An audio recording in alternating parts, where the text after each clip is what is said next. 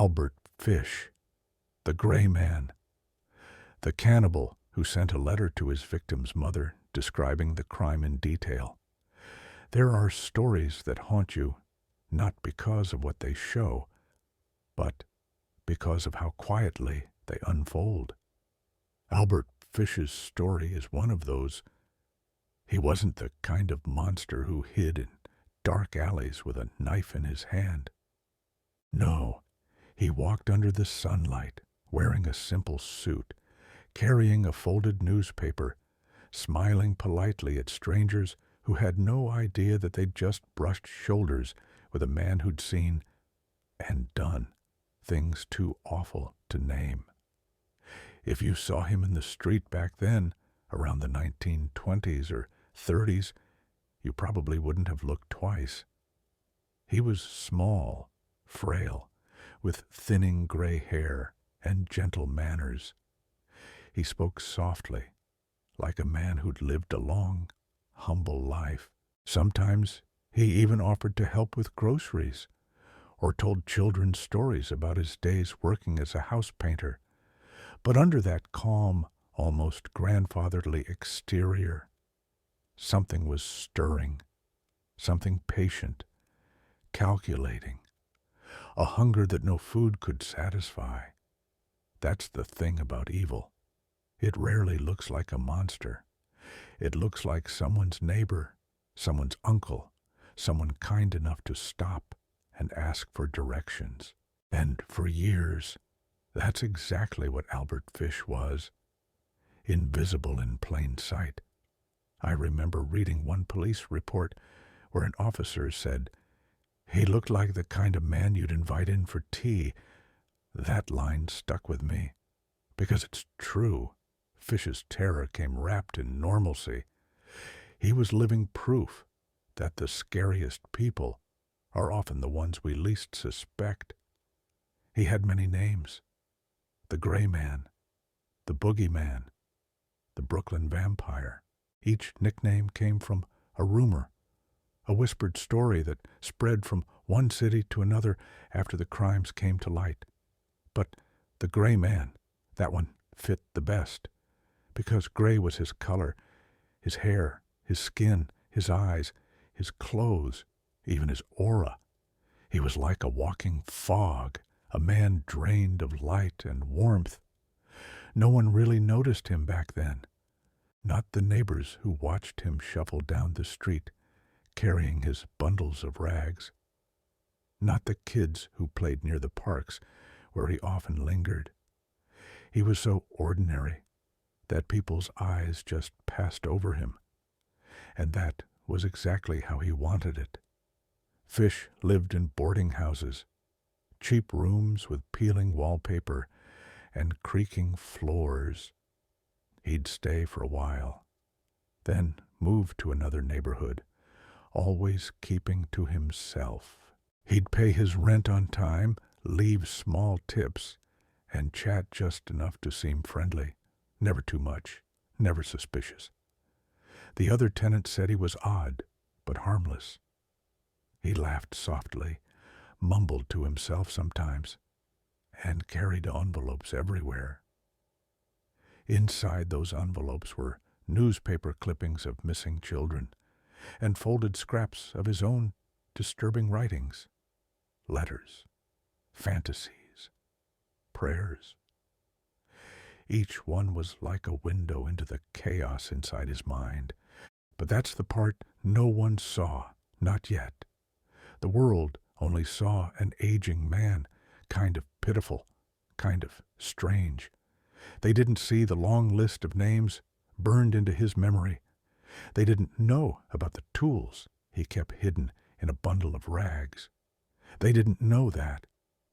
To him, the sound of a child's laughter wasn't innocent. It was a trigger.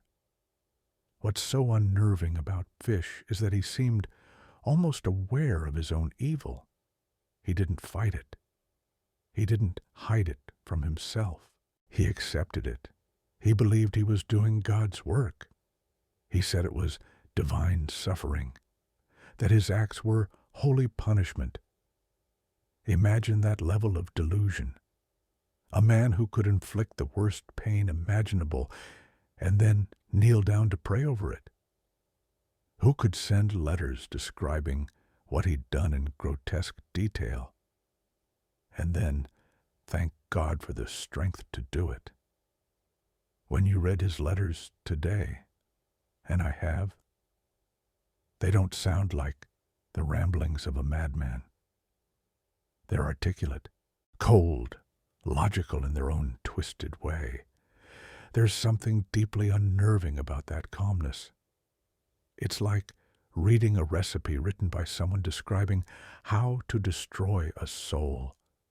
And yet, before all that madness reached the headlines, before the name Albert Fish became synonymous with horror, he was just another lonely figure wandering the city, surviving on odd jobs, moving from place to place, blending in with the millions who were struggling during the Great Depression. Sometimes I wonder how many people passed him on the street and felt a chill without knowing why. Maybe it was instinct, that subtle, primal feeling that something wasn't right. You know that sensation when someone walks by and every hair on your arm stands up. That's what Fish carried with him, a quiet distortion like static in the air, but no one could point to why. The first time his name appeared in the papers, people were confused. The police sketches didn't match the idea of a killer. The reporters wrote things like elderly suspect, mild-mannered, religious. One journalist even said, "He looks more like a Sunday school teacher than a murderer." But then came the letter. That's when the world realized this was no ordinary man. This was something else entirely. The letter was sent to the mother of a missing girl named Grace Budd, and what was written inside would change the way people saw evil forever. He described in nauseating detail what he'd done to her. No emotion, no remorse, just words on paper, written with the precision of a man who wanted her to know every step, every sound, every moment of agony her daughter endured. He signed it with his full name, Albert Fish. Who does that? What kind of person wants to be known for something like that? That was the question that haunted detectives for years, and still does. Before we get there, though, you have to understand how someone like this is created. Because the Albert Fish who wrote that letter didn't just appear one day out of nowhere. He was molded from childhood pain, from neglect, from abuse so brutal it twisted his sense of reality. To understand the monster, we have to go back to the boy, back to the orphanage where it all began, back to the screams that no one cared to stop, back to the moment when Albert Fish first learned that pain and pleasure could live in the same breath. If monsters are made, not born, then the place that made Albert Fish was an orphanage. St. John's Orphan Asylum in Washington. D.C. That's where it all began. He was only 5 when his mother left him there. She couldn't afford to feed him or his siblings after his father died of a heart attack. Imagine that. A child barely old enough to write his name, suddenly abandoned in a building that called itself a refuge, but felt more like a prison. The walls of that place didn't echo with laughter. They echoed with screams. Fish would later say that the beatings there were so frequent, so routine, that the children stopped crying after a while, not because it hurt less, but because they knew no one cared. The priests, the caretakers, the older boys, they all took turns, whips, paddles, belts, sometimes bare hands, punishment for everything, even breathing too loud. And that's where something inside young Albert began to change.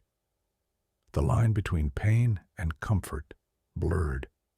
Somewhere between the blows, his brain made a terrible connection. That pain was love. That punishment was attention. When he bled, someone noticed him. When he cried, someone looked at him. In a place where kindness didn't exist, cruelty became a substitute for affection.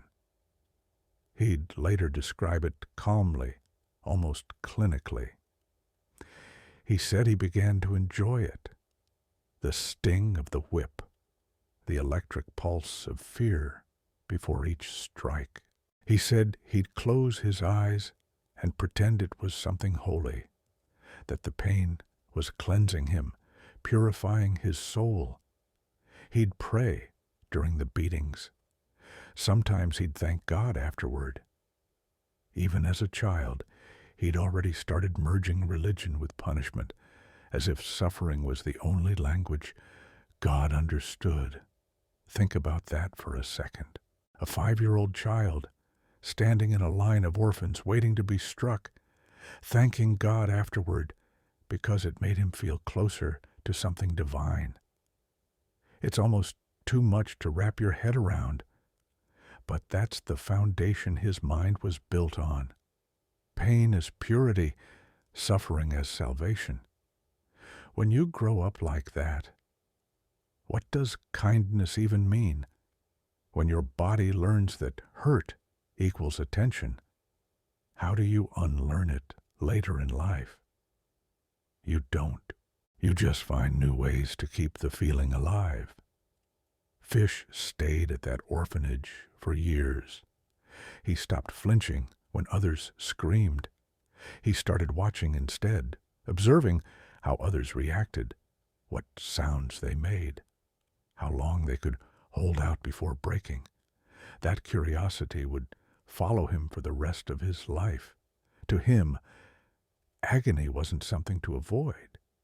It was something to study, something to understand. He once said that by the time he left the orphanage, he was as familiar with pain as most people are with love.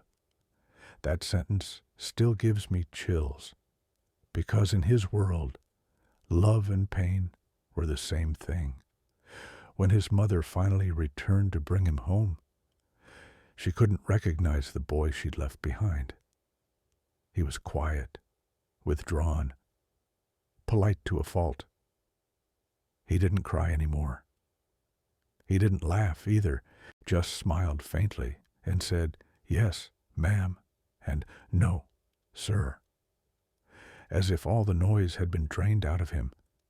That silence would become his greatest disguise. As an adult, he carried that silence like armor. No one ever suspected the storm beneath it, the endless hunger to relive those moments, to feel that strange mix of pain and peace again.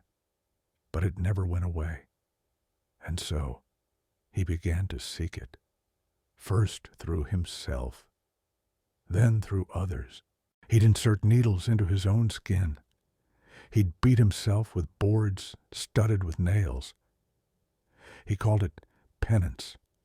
He told people it helped him feel close to God again.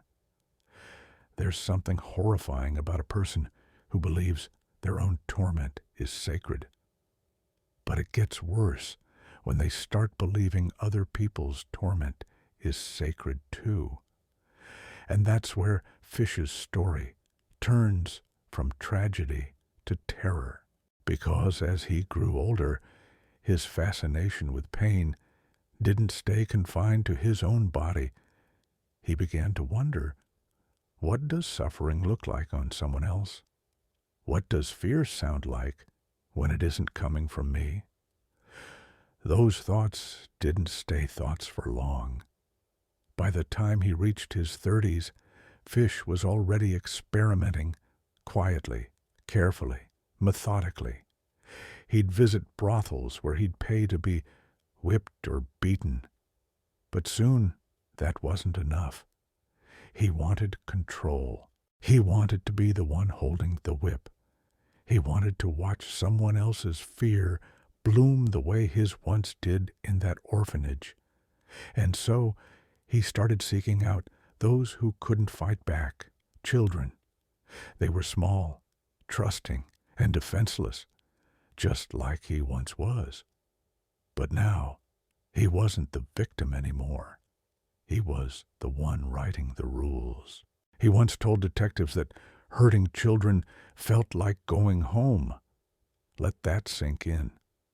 The idea that revisiting someone else's pain made him feel safe, familiar, even loved. It's the most disturbing form of nostalgia imaginable. Looking back, it's easy to say he was insane. And yes, he was in every way that word can mean. But insanity doesn't come from nowhere. It grows in the cracks where love should have been. It festers in silence, in neglect, in unending humiliation. That's the part most people miss when they read about Albert Fish. The psychology behind the horror. He wasn't just a monster for the sake of it. He was a reflection of what happens when pain becomes the only thing that feels real. He learned to worship it. He learned to crave it. And he never stopped chasing it. The orphanage didn't just break him. It reprogrammed him. And when he finally left, he took its lessons into the world. Years later, when detectives pieced together his crimes, they found journals describing everything in his own words, hundreds of pages, meticulously written, like confessions and prayers mixed together.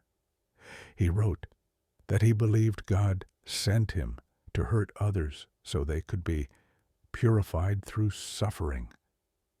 It's sickening, but also telling. He never saw himself as evil. He saw himself as chosen. And maybe that's what makes him so uniquely terrifying. That quiet certainty, that belief that horror could somehow be holy. Because once a person believes their cruelty has a higher purpose, there's nothing left to restrain them. That belief would follow him into adulthood, shaping every choice he made.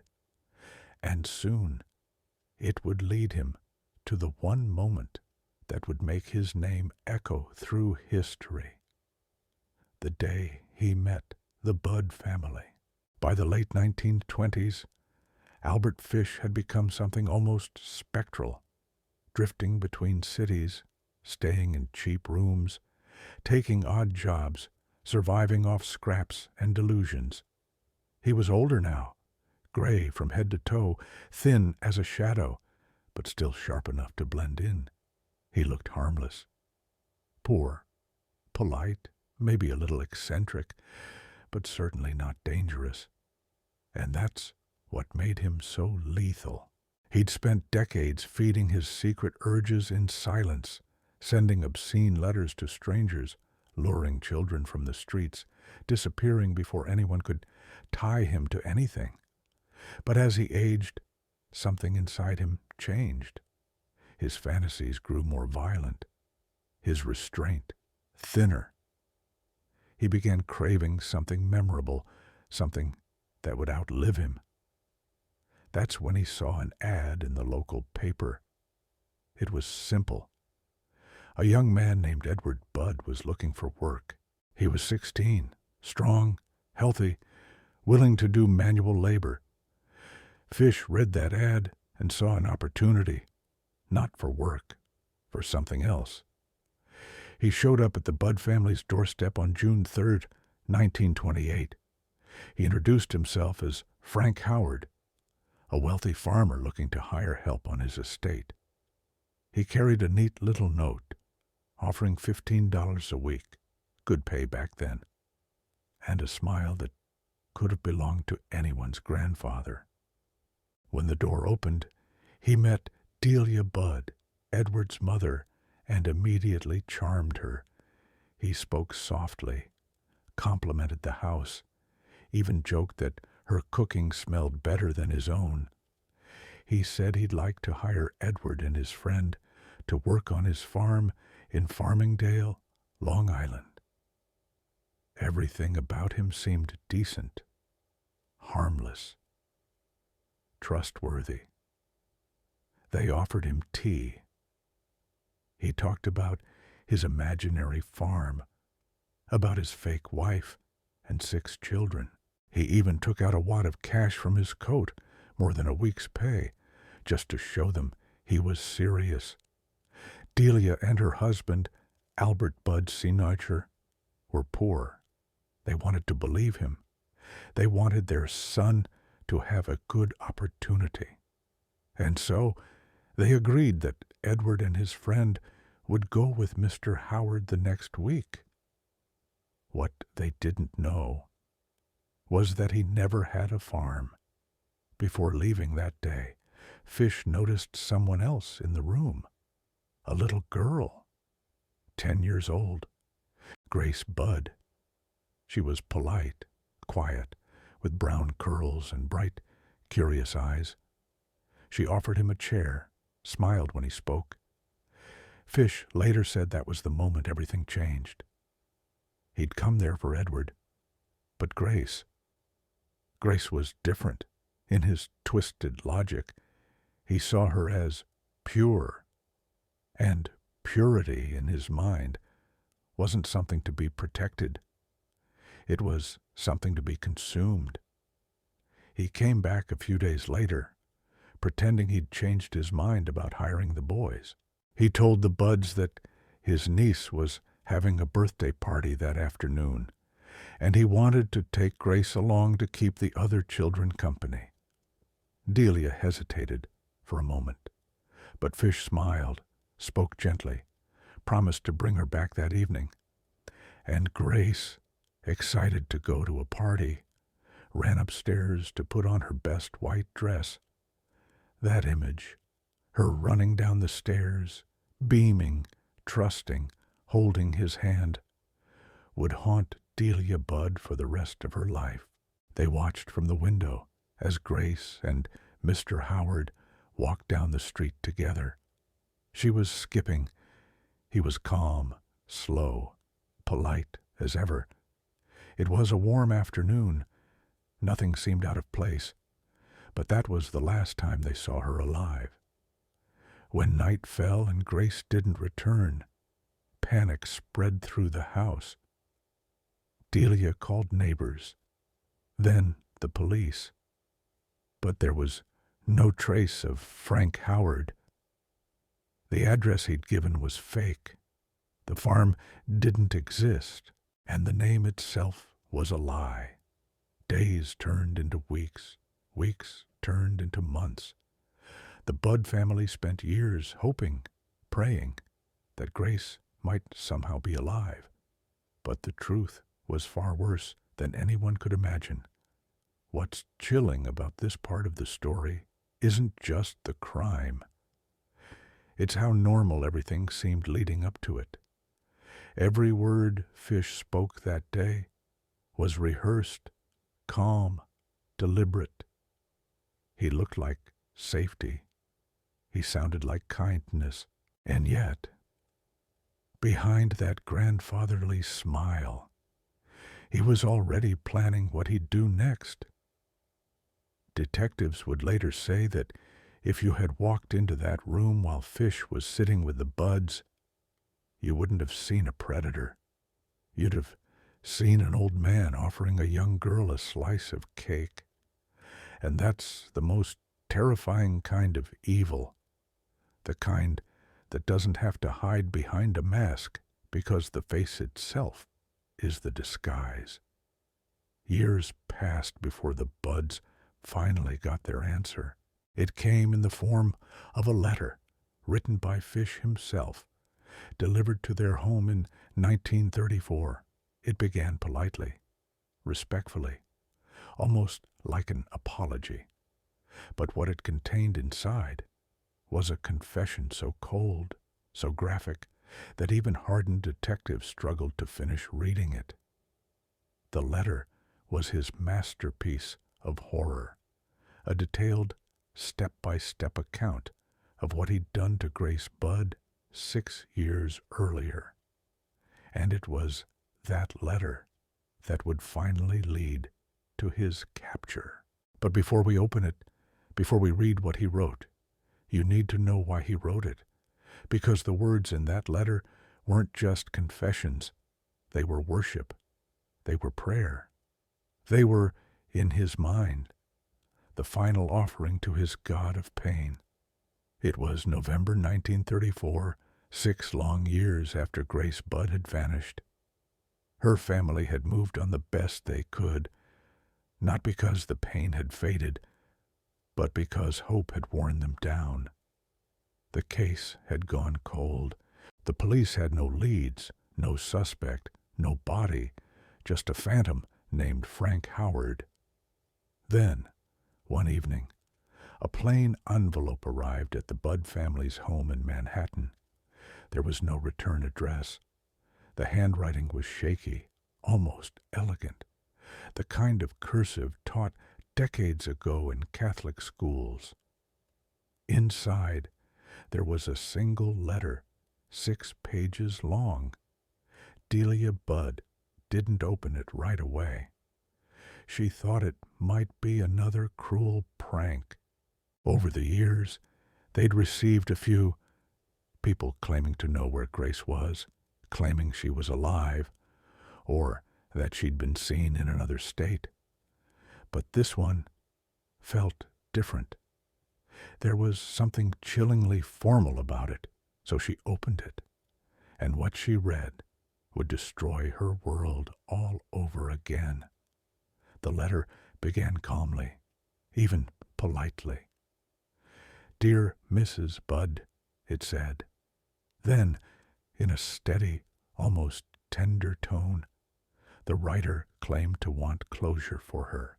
He described, in vivid detail, what he said had happened to her daughter that day in June 1928. He told her that he had taken Grace to what he called a party, but there was no party.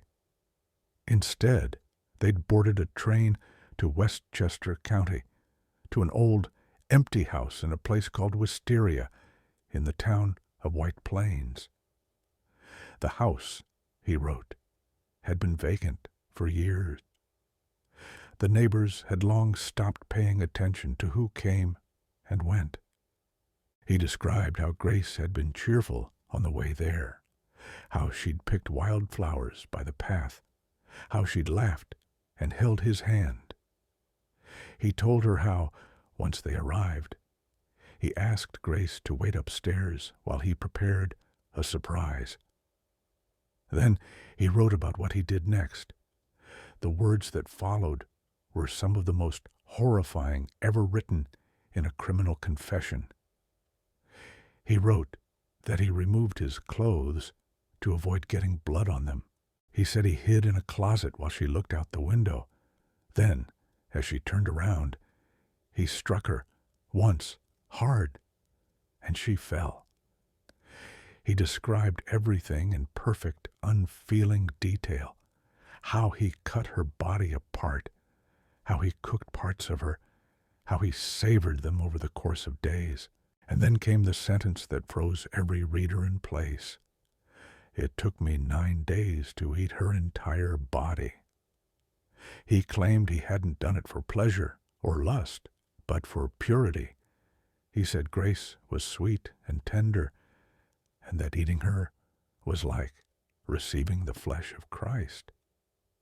He wrote that he had once read a story about a famine in China, where starving families resorted to cannibalism, and that ever since the idea had haunted him. He told her he prayed before every bite. There was no remorse, no hesitation, just a disturbingly calm explanation, as if he believed he was confessing a sin to be forgiven, not a crime to be punished. Detectives would later say that The letter read like a sermon, one written by someone who had completely blurred the line between religion and horror. Fish's madness wasn't the kind that screamed or ranted. It whispered through prayers. He believed that by consuming Grace's flesh, he had saved her soul from sin. Even in his final days, he insisted that God had chosen him to deliver children from corruption. It's hard to fathom that kind of delusion, but when you trace his life backward, through the orphanage, through the self-inflicted torture, through decades of religious obsession, it's almost like watching a disease spread from one part of his mind to another until there was nothing left untouched. And that letter, that monstrous piece of writing, was his masterpiece. He didn't send it to taunt or to gloat. He sent it because he wanted someone to understand him. He wanted validation. He wanted someone to read it and think, yes, this makes sense. But all it did was seal his fate. The envelope he sent had one tiny oversight. The letter was written on stationery from the New York Private Chauffeurs Benevolent Association. The manager there recognized the letterhead when police showed him a copy and said one of their former tenants, an old man named Albert H. Fish, had stolen a few pieces of it when he moved out. That was the break detectives had been waiting for. They tracked him to a boarding house on East 52nd Street in Manhattan. When they knocked on his door on December 13th, 1934, he didn't run. He smiled. He invited them in. Detective William King said later that Fish looked almost relieved. When asked if he knew why they were there, Fish nodded and said softly, "I guess you're here about the Bud girl." It was over. At the police station, Fish confessed everything. He spoke calmly, almost kindly, like he was describing a strange dream. He told them about other children, about his self-mutilation, about how he'd inserted needles into his pelvis for spiritual satisfaction. X-rays later confirmed that over 24 rusted needles were still embedded inside his body. When asked if he felt guilty, he said, "I didn't feel that I did anything wrong. I thought I was doing what God wanted me to do." There was no cure for him, no therapy.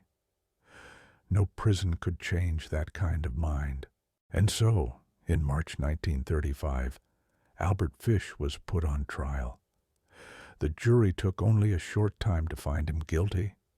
Even his defense psychiatrist admitted he was insane, but legally responsible. He was sentenced to death in the electric chair. What happened next only deepened the chilling legend of the Gray Man. Fish actually welcomed his sentence. He called the electric chair the supreme thrill. Witnesses said he walked to his execution quietly, even cheerfully, and just before he sat down, he looked at the guards and said, "It will be the supreme pleasure, the only one I haven't tried." On January 16th, 1936, Albert Fish was executed at Sing Sing Prison. The chair, nicknamed Old Sparky, sparked 3 times before it finally stopped his heart. Some said he smiled in the moment before the switch was pulled. Whether that's true or not, no one who was there ever forgot the look on his face. You'd think that would be the end of it, but the story of Albert Fish, and especially that letter, has never really faded. It still sits in police archives, sealed from public view, except for carefully redacted excerpts released over the years.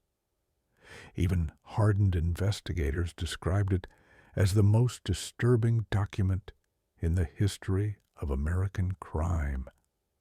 It's not just the brutality that lingers. It's the calmness, the matter-of-fact way he turned murder into a religious act, horror into worship. And maybe that's what keeps people talking about him. Not just what he did, but how human he seemed while doing it. Because in the end, Albert Fish wasn't a shadow hiding in a cave. He was a man walking among us, smiling, praying, reading the paper, sitting beside strangers on trains. And that realization that monsters like him can look ordinary is the part that keeps you awake at night. But even after his death, one question still hangs in the air. Was Albert Fish born evil, or was he created by the world that broke him? That's the question that still divides psychologists today. And maybe, if we go back to the beginning, to the boy in the orphanage who learned to love pain, we'll start to see that sometimes evil doesn't appear out of nowhere. Sometimes it's planted, and then it grows. The trial of Albert Fish began on March 11th, 1935, in White Plains, New York, nearly 7 years after Grace Budd's disappearance. The courtroom was packed. Reporters filled every seat, and even the corridors outside were lined with people trying to catch a glimpse of the man. Newspapers called the Gray Man and the Brooklyn Vampire. But when Fish entered the room, he didn't look like a monster. He looked like someone's frail grandfather, small, polite, neatly dressed, his hair carefully combed. He nodded at the judge, smiled faintly at the jurors, and sat down with a quiet dignity that made the air in the room feel wrong. The case against him was airtight. The letter, the handwriting analysis, his own confession. But the question wasn't whether he'd done it. Everyone knew he had. The question was whether he was insane. His defense team argued that he was mentally ill, beyond any reasonable doubt. A man consumed by sadomasochistic delusions, religious mania, and psychosis. His lawyer, James Dempsey, painted a picture of a tormented soul, a man so warped by childhood abuse that he could no longer tell the difference between pain and pleasure, sin and salvation. The prosecution, led by District Attorney Elbert Gallagher, didn't disagree that Fish was sick, but they insisted he still knew what he was doing, and that, they said, was what made him evil. Dempsey began by walking the jury through Fish's childhood, the orphanage, the beatings. He explained how Fish began self-mutilating as an adult, inserting needles into his body, driving them deep until they disappeared beneath the skin. Doctors later found 29 of them lodged inside his pelvic region during X-rays at Bellevue Hospital. The images were shown in court. People gasped. A few fainted. Dempsey's point was simple. No sane man could do this to himself. But Gallagher countered immediately. He said, yes, he's insane, but not enough to forget what he's doing. That was the legal line they had to draw. And it wasn't an easy one. The jury listened to hours of psychiatric testimony. One expert described Fish as a psychiatric phenomenon. Another called him the most deranged individual I've ever studied. They said he suffered from extreme masochism, sexual perversion, and religious delusion. Fish himself took the stand, though briefly. He spoke softly, in that same calm, unsettling tone he always had.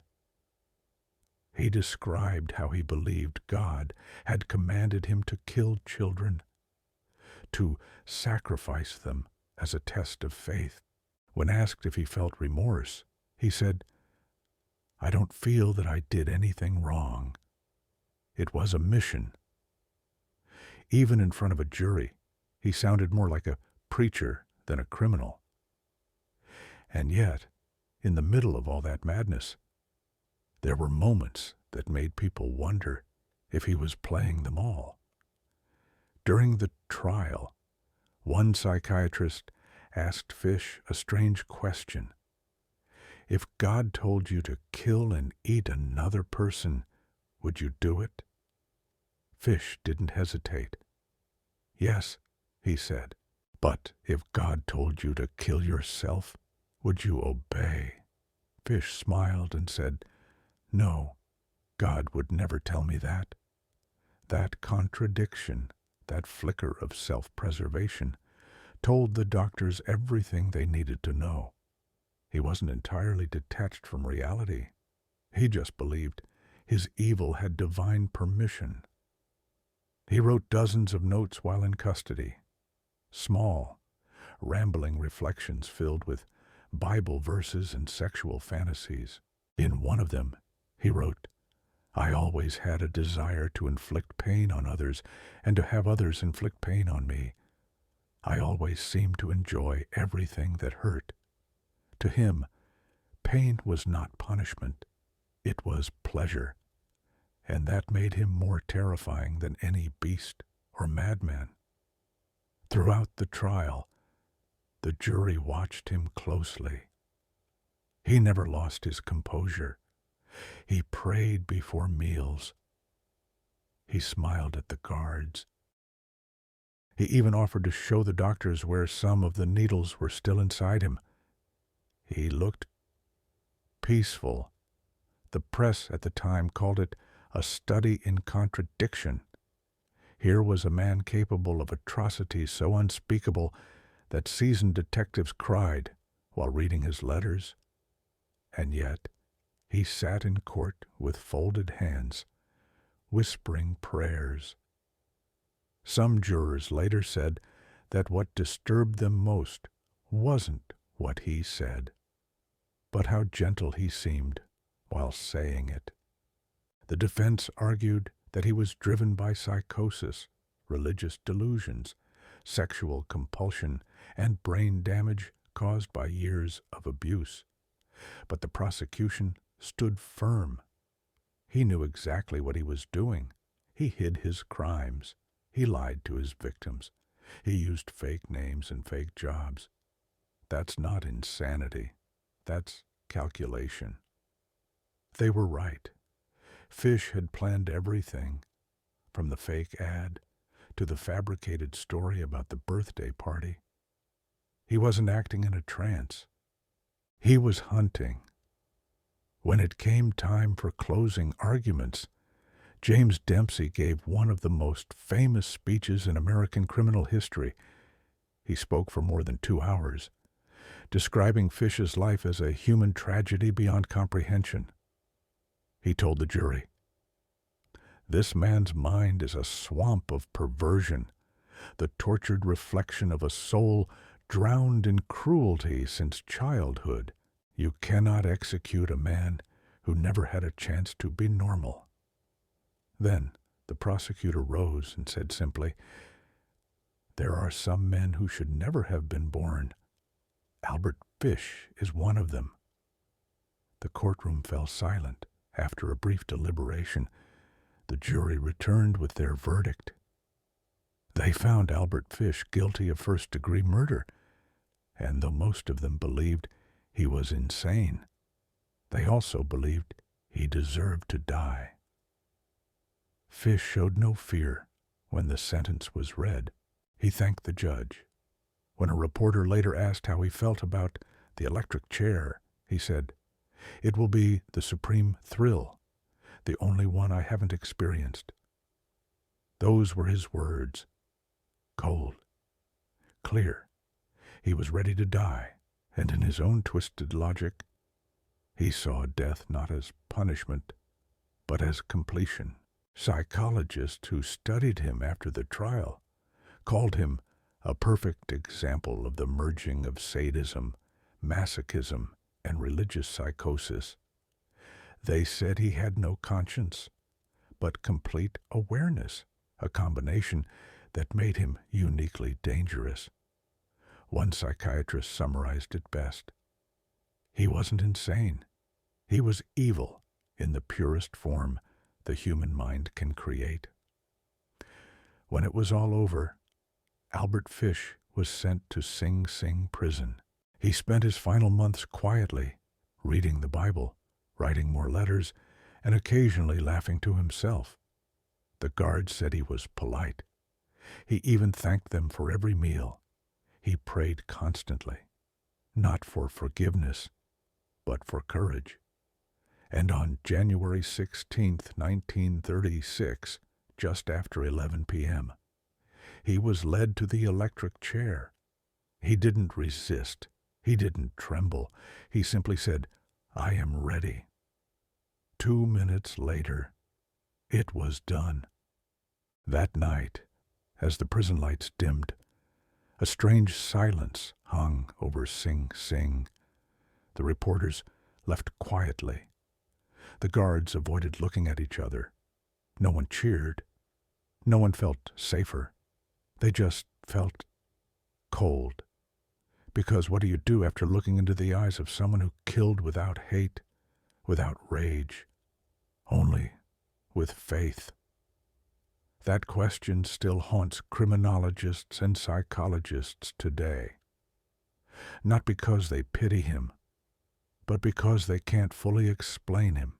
Albert Fish wasn't a monster hiding from the world. He was part of it. Proof that evil can wear a smile, quote scripture, and shake your hand like an old friend. When the switch was thrown that night in 1936, most people thought the story of Albert Fish would end right there in the death chamber. But it didn't. If anything, that was only the beginning of the legend, the quiet whisper that would outlive him, echoing through criminal psychology textbooks, police academies, and late-night radio programs for almost a century. In the months after his execution, newspapers couldn't stop printing his name. Some ran front-page photos of the electric chair. Others published excerpts of the letter that had doomed him. Editors debated whether those words should even be allowed in print. Parents clipped the articles and hid them from their children. And for a while, every missing child report in New York sparked rumors of another Fish. Reporters described him as the calmest killer who ever lived. The New York Daily News wrote that he met death as politely as he lived his life. There was no outburst, no curse, no final repentance, just that faint, unsettling smile. Psychiatrists at the time struggled to define him. The field of criminal psychology was still new in the 1930s, and Albert Fish forced experts to confront questions they weren't ready to answer. Was he insane or simply evil? Could faith twist into madness that convincingly? One doctor called him a textbook in perversion. Another said he represented a bridge between religious fanaticism and psychosexual disease. Those evaluations changed how future cases were studied. Fish's confessions became mandatory reading for students of abnormal psychology. They learned that extreme childhood trauma could fuse with rigid religion to produce a personality that not only excused cruelty, but sanctified it. He became the prototype for what would later be called a sexual sadist, a diagnosis that would help investigators understand offenders like Ed Gein and later serial killers in the mid-20th century. It's horrifying to realize that one man's crimes helped shape modern forensic profiling. But that's part of his legacy, the lessons carved out of human tragedy. The Budd family never recovered. Delia Budd lived until 1949, haunted by the image of her daughter leaving in that white dress. She refused to read the letter again after the police took it, but she kept the envelope locked in a box until the day she died. Edward Budd, the son Fish had originally planned to hire, never forgave himself. He worked quietly, avoided interviews, and told neighbors that Grace's laughter still echoed in his dreams. The house in Westchester where it happened stood abandoned for decades. Locals said it was cursed. Children dared each other to peek through its broken windows, but few ever did. By the 1960s, it was demolished. All that remained were the stories. Even now, nearly a century later, Albert Fish continues to appear in documentaries, books, and films, always with the same reaction: disbelief. People still ask how such horror could come from someone who looked so harmless. But that's exactly why his story endures. He was the warning that evil doesn't always arrive with a snarl or a weapon in hand. Sometimes it knocks politely, asks for tea, and says grace before the meal. The myth of the gray man grew from that contradiction. In folk tales and urban legends, he became almost supernatural, a shadow that slips into homes, a whisper that lures children from the gate. But the truth is scarier than any ghost story. Albert Fish was entirely human. No demons, no curses, no possession. Just a man, small, polite, devout, who chose to feed the darkness inside him. Forensic historians now look back at his case as a turning point, the moment when America realized monsters don't live under the bed. They walk beside us in daylight. His crimes pushed lawmakers to expand psychiatric evaluation in court, inspired research into sexual disorders, and forced the justice system to ask when mental illness ends and accountability begins. And still, every time someone reads that letter, even the redacted version, they say the same thing. It feels like looking straight into the abyss, not because of the gore, but because of the calm. Because his words remind us that sometimes the most terrifying thing about humanity is how easily empathy can vanish, replaced by belief, by ritual, by the cold certainty of being chosen. The Budd case officially closed with his death, but spiritually it never did. It became a story parents told their children about trusting strangers. It became a study for criminologists trying to understand compulsion. And for everyone else, it became a mirror, showing what happens when pain and faith collide, when the line between love and violence dissolves completely. Even today, scholars reread the trial notes and ask the same impossible question. If Albert Fish had been saved from that orphanage, if someone had shown him real compassion before the cruelty took root, would Grace Budd still be alive? No one can answer. All we can do is remember, because in the end, the gray man wasn't just a killer from another era.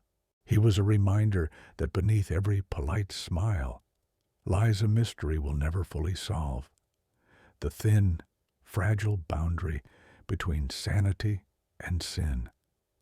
And that's why, nearly 100 years later, the name Albert Fish still makes people lower their voices.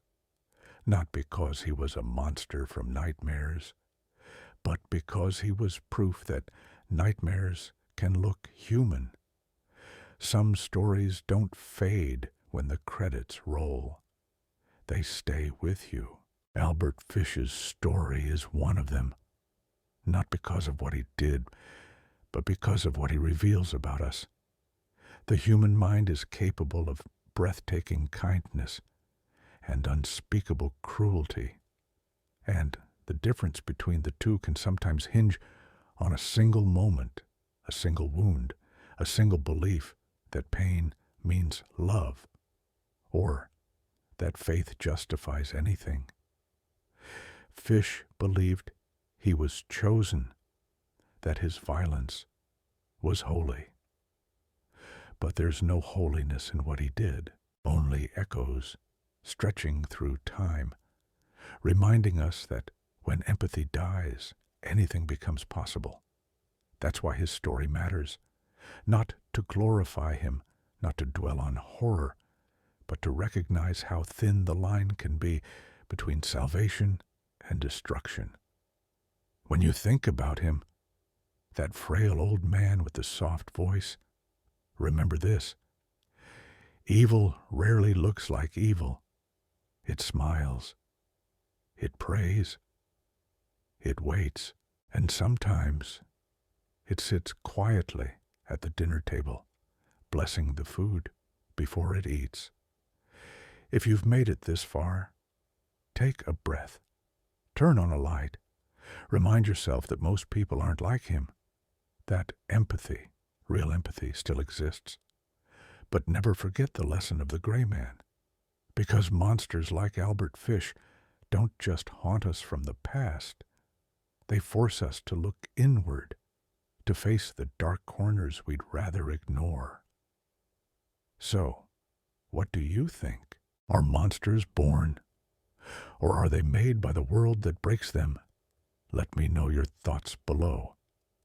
And if you want to keep exploring the true stories behind the darkest corners of the human mind, subscribe, turn on the notifications, and stay with me here on Last Scene. Because there are still so many stories waiting in the dark, and some of them you won't believe are real.